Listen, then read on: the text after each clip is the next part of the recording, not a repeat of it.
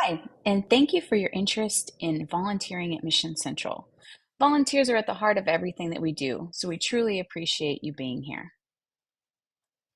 So let's jump into the history of Mission Central. We were founded by the First United Methodist Church of Hearst in March of 1996.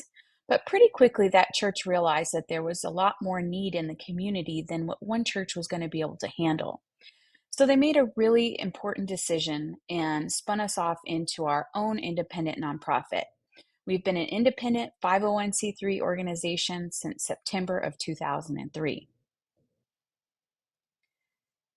So, a little bit about who we are. Our mission is to empower people in need to improve their own quality of life. We do that through emergency and long term assistance programs. Our core values are extremely important to us. These are the words that we live by.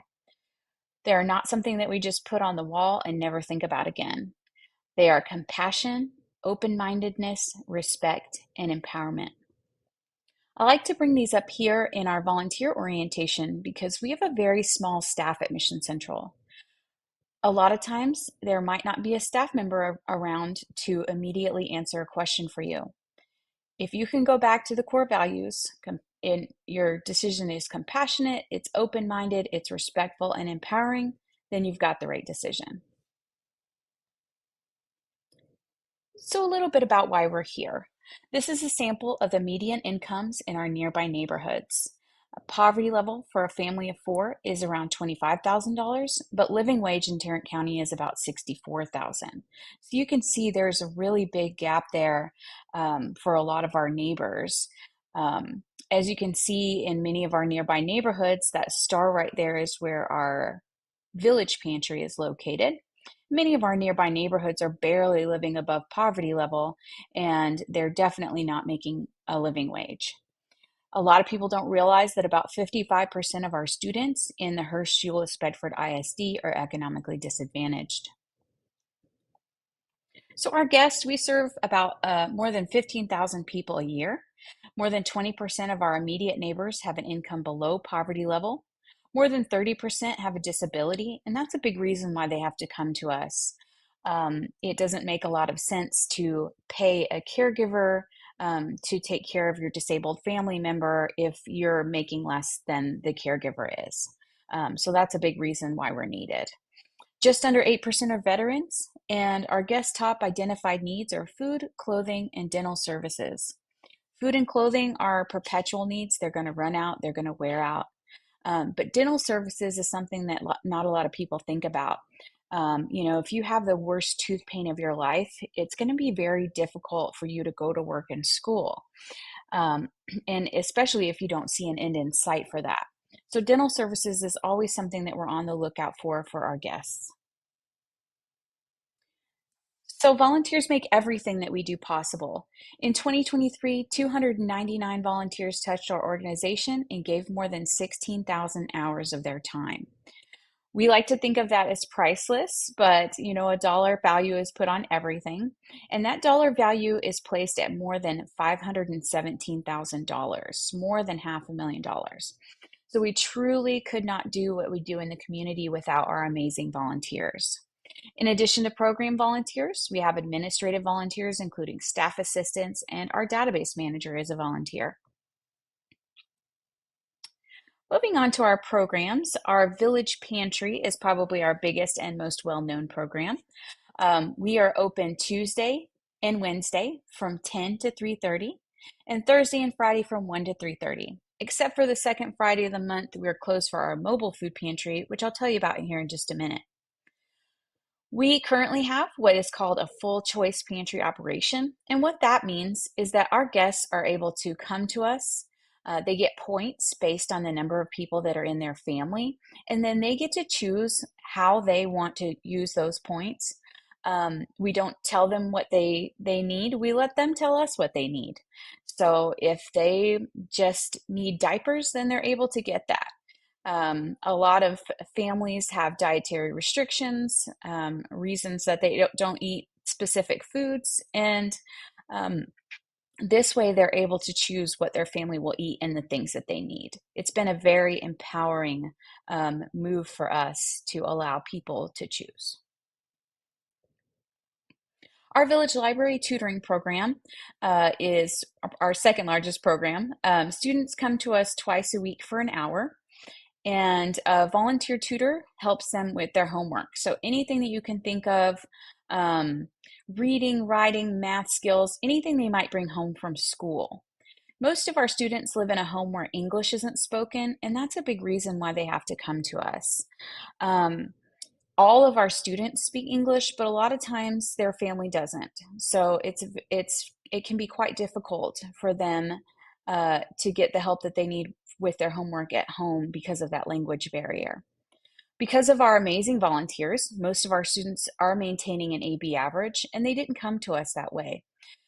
In order to get into the program, they had to have a C average or below, and they also have to have a monetary need. So our volunteers are doing an amazing job at the Village Library. Our Community Resource Center is in the same building as our food pantry. Guests are able to come and get access to other community resources. For the most part, we have food pantries and we have our Village Library tutoring program. But there are many agencies out in the community that do things that we don't do. So we want to give them an opportunity to be able to get access to those resources. Our mobile food pantry happens twice a month. We have one on the second Friday of the month and one on the fourth Monday of every month. They are both located at the First United Methodist Church of Hurst. And we serve an average of 245 families each month at our mobile food pantries. Guests may come to us every month. They don't have to show ID. Guests can receive meat, fresh produce, pantry staples, bread, anything that the Tarrant Area Food Bank brings us, our guests appreciate. Um, our volunteer application process that you're going through right now is not required for this event. So if you know anybody who needs hours, volunteer hours for work or school or anything like that, please send them our way. We'd be happy to put them to work. Our Coat of Many Colors is our resale shop. They're open Monday through Saturday from 11 to 7.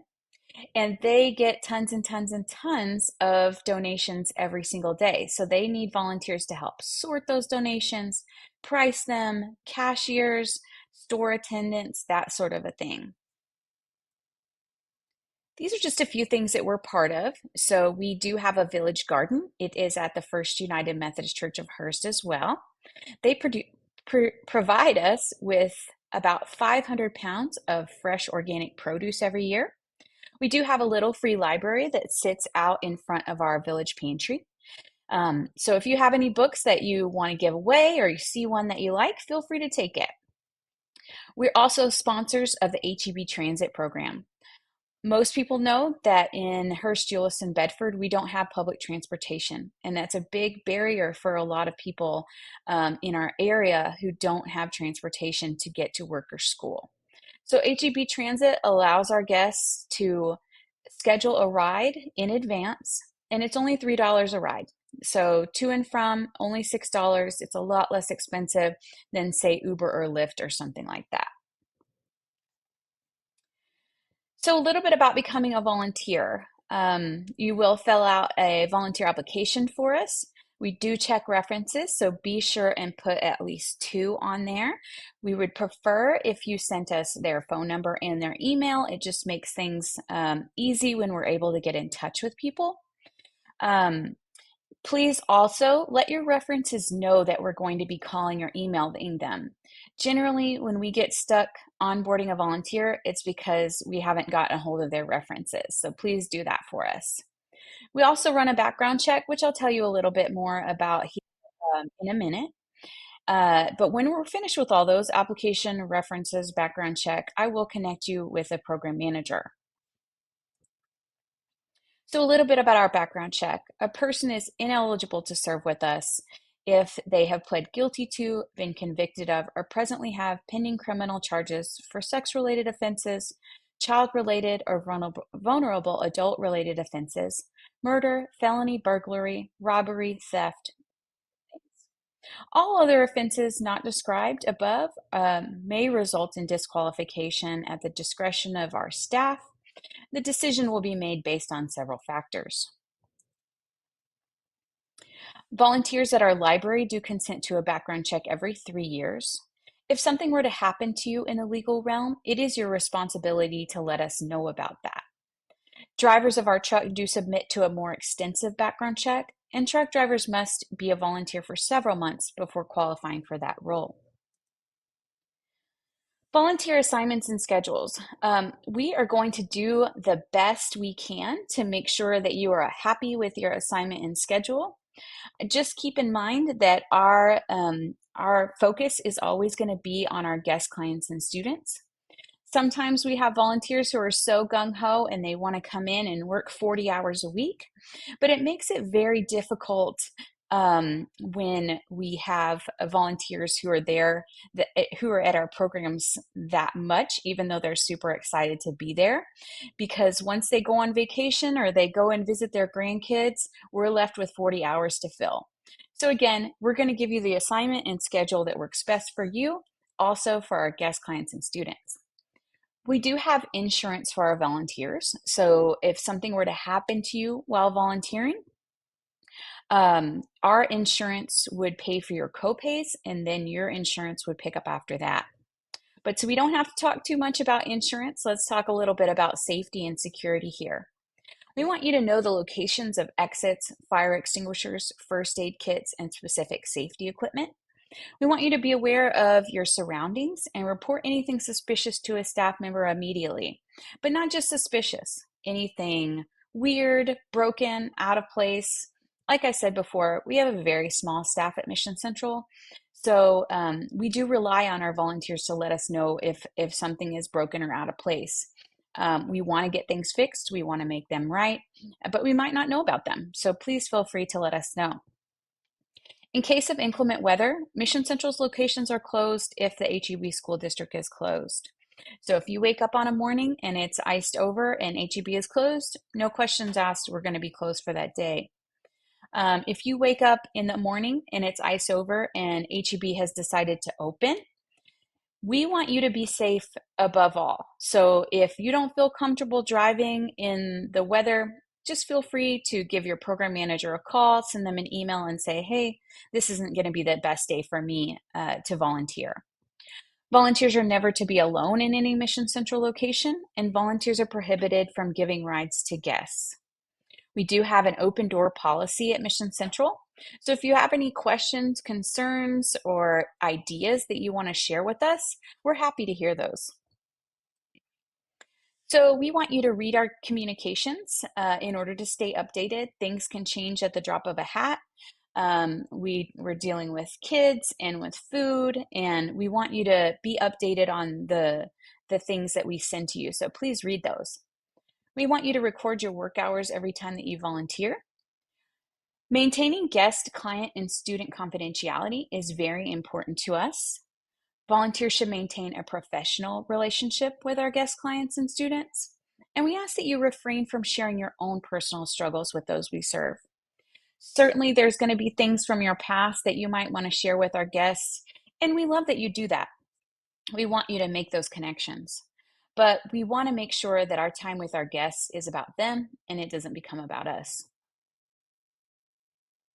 We want you to adhere to the dress code of your work area. Messages on clothing should never promote political candidates or agendas and should be appropriate for all ages. Our dress codes are nothing crazy, they simply say neat and appropriate. Just keep in mind that we serve a lot of different ages, we serve a lot of different cultures. So if you could just take a second look at your clothes before you come in and make sure that it's going to be appropriate for anybody that you might see that day, that would be great. Never partake of or be under the influence of alcohol or drugs during your shift. And that's kind of an obvious one, but lots of times, you have perfectly good reasons for being on a new pain medicine that might make you feel a little bit different. And that might not be the best day for you to come in to volunteer. And that's okay. Like I said, your safety is always going to be our number one concern. So please just give your program manager a call or an email and let them know that it's just not going to be the best day for you to come and volunteer. Weapons are not allowed on our properties at all. We ask that you not take items from Mission Central without authorization. We get tons of food from grocery stores, and they donate that with one request for us. When something is inedible, we put it in the trash can. If your pie that you see at the pantry that we're about to throw away because it doesn't look too good to us, if it shows up at the church potluck next week with Walmart's name on it, they're not going to be happy about that. And we really, really depend on our donations from our grocery stores. So please don't take items without our authorization. Volunteers are encouraged to share their volunteer work on social media. We just ask that you not share pictures, names, identifying details of our guest clients and students. Again, that confidentiality piece is very important to us. Volunteers are free to share our official posts made on our official pages, because if you see guest clients or students in those posts, that means we've already gotten the special permissions to post them. Mission Central's giving guidelines must always be followed. It's important to remember that if we give extra food to those in the beginning of the week, then there might not be enough food left for those at the end of the week. So please follow those giving guidelines. So that's about all I have for you. There's many ways to stay up to date. Please check out our website at missioncentraltx.org if you have anything else that you'd like to look into as far as Mission Central goes. Like I said, be on the lookout for those email newsletters. They are going to be coming to you in the future once we get all of your paperwork finished up. And then we are on various social media. So Facebook, LinkedIn are the ones that we keep most up to date right now. Feel free, if you have any questions, to reach out by phone. Our number is 817-595-0011, or feel free to send us an email. Thank you so much for listening today, and we appreciate you, and we look forward to working with you.